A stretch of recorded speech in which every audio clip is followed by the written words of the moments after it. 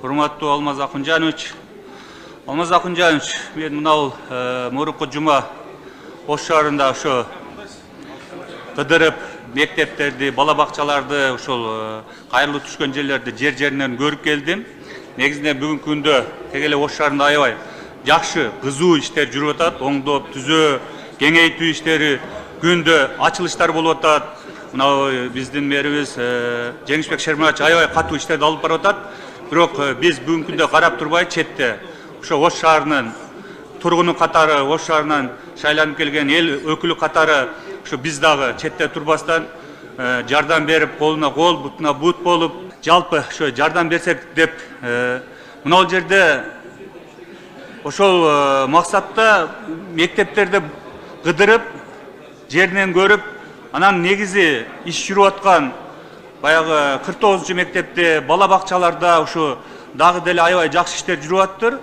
Каржы министрлигине ыраазычылык билдиребиз. Бирок ушу 6 айдын жыйынтыгы менен мына жерде мурунку Карл Маркс Азиз Салижан Жигитов атындагы мектеп ушуну киргизип берсек, авариялык акыбалда экен. Андан сырткары Ломоносов мектебин дагы бир сере карап берсе, андан сырткары Хабиб Абдуллаев мектеби дагы бүгүнкү күндө ошо 88 жылы курулуп, 1030 орунга пландалган, а бүгүнкү күнү 1307 окуучу билим алууда экен да. Ушул жери кенен экен. Ушул жерге бүгүнкү күндө ошо жаңы кошумча корпус кылып мектеп салып берсе. Андан сырткары мына бүгүнкү күндө биздин жаш балдарыбызга, бөбөктөрүбүзгө ушул айрыкча көңүл бурулуп атат.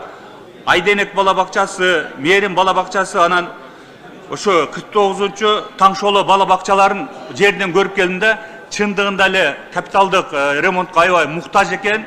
Ушуларга бир мынау 6 айдын жыйынтыгы менен Каржы министрлиги бир жардам берип, ушуну кафаложенияга киргизип берсе деген сураныч.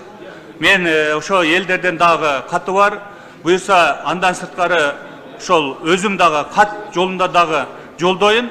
Сиз ушуну көзөмөлгө алып берсеңиз, ошол тиешелүү министрликтерге айтып, чоң рахмат.